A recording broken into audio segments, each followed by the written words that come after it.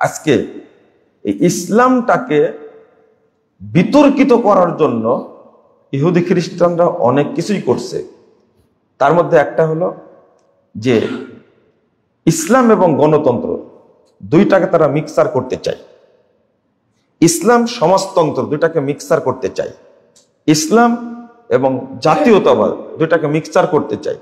ইসলাম ধর্মনিরপেক্ষতাবাদ দুইটাকে মিক্সার করতে চায়। ইসলাম এবং পুঁজিবাদ দুইটাকে মিক্সার করতে চায়। অথচ এটা কত বড় হারাম। অথচ ইসলাম আল্লাহ প্রদত্ত, জাতীয়তাবাদ মানুষের আল্লাহদ্রোহী যারা তাদের মস্তিষ্ক থেকে বের হয়েছে ইসলামকে ধ্বংস করার জন্য। ধর্মনিরপেক্ষতাবাদ এটা কুফরি মতবাদ। এটা জন্মই হয়েছে ইসলামকে কি করার জন্য?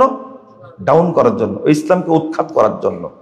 গণতন্ত্রের জন্ম হয়েছে ইসলামকে উৎখাত করার জন্য, ইসলামকে ধ্বংস করার জন্য।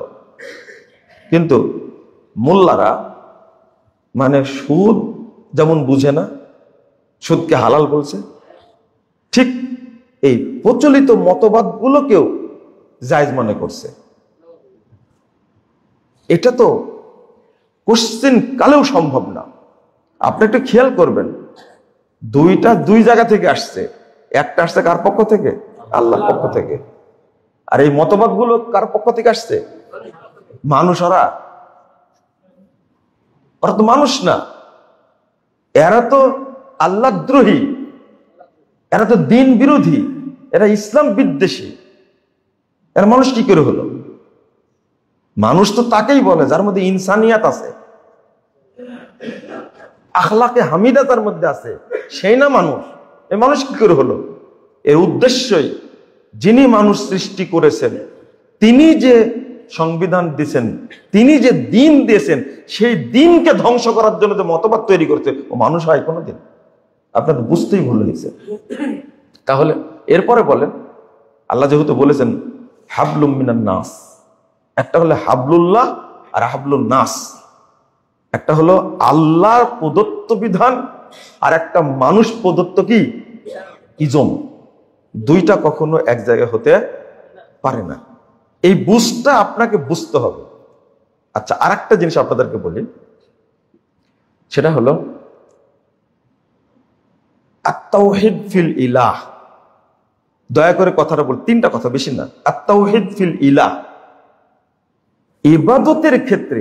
আত-তাওহীদ ফিল ইবাদা, ইবাদতের ক্ষেত্রে একমাত্র কাকে মানতে হবে? আল্লাহ। খুব ভালো করে শোনেন, তাহলে ইবাদত আমরা কাউকে করি না, একমাত্র আল্লাহকে করি, আলহামদুলিল্লাহ। 2 নম্বর, আত-তাওহীদ ফিদ দ্বীন, দ্বীনের ক্ষেত্রে তাওহীদ। দ্বীনের ক্ষেত্রে তাওহীদ কি? ইসলামী দ্বীন, আর বাকি সবগুলো কি? বেদ্বীন, বাতিল। তাহলে দ্বীনের ক্ষেত্রে আপনি কি একমাত্র দ্বীন মানবেন না? যদি আত-তাওহীদ ফিল ইবাদা, ইবাদতের ক্ষেত্রে একমাত্র আল্লাহকে যেমন মানছেন, এখানে কোনো আপনার ঘাটতি নাই, ঠিক দ্বীনের ক্ষেত্রে একমাত্র ইসলামকেই মানতে হবে। এই ক্ষেত্রে মানবেন না আপনি? না মানলে মুনাফিক, না মানলে মুনাফিক। এবং এই নিফাকিটা সাধারণ মুনাফিকের চেয়ে বেশি শক্ত, বেশি শক্ত। আত-তাওহীদ ফিদ দ্বীন।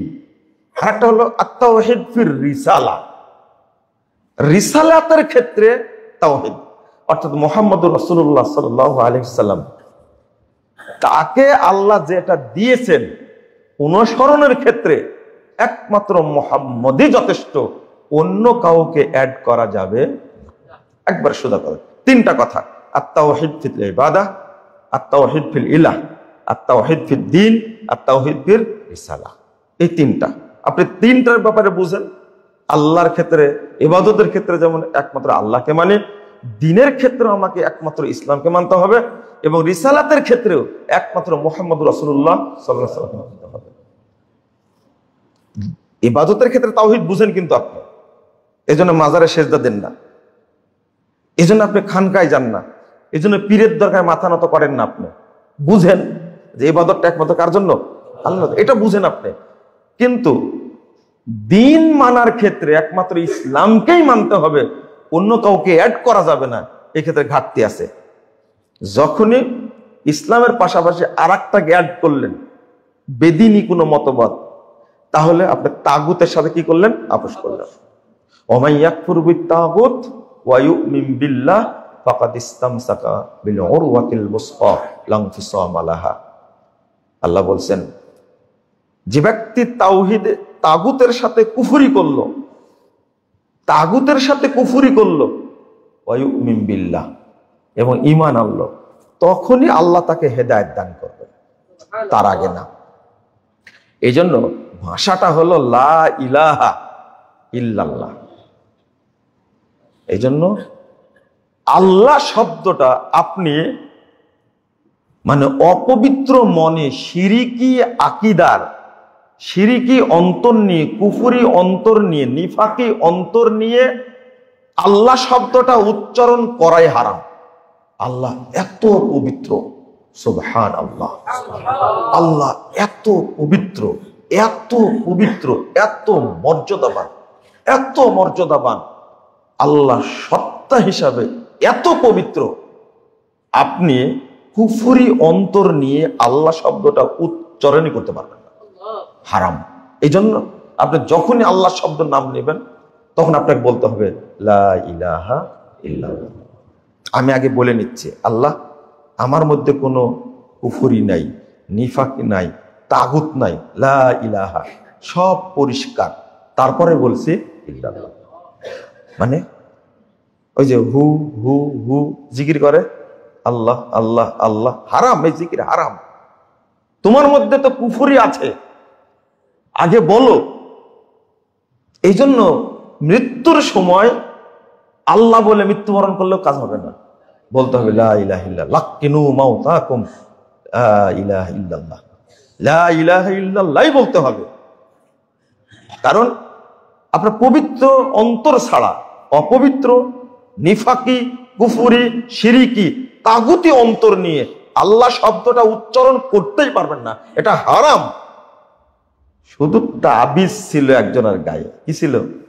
তাবিজ ছিল। আল্লাহ নবী দেখতে পাননি, আল্লাহ ওহী নাজিল করেছে জিবরাইলের কাছে, এই বলো, তাড়াতাড়ি বলো।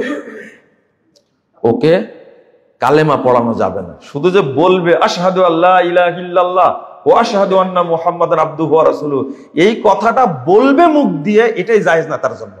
কারণ কি বাধা আছে? তাবিজ।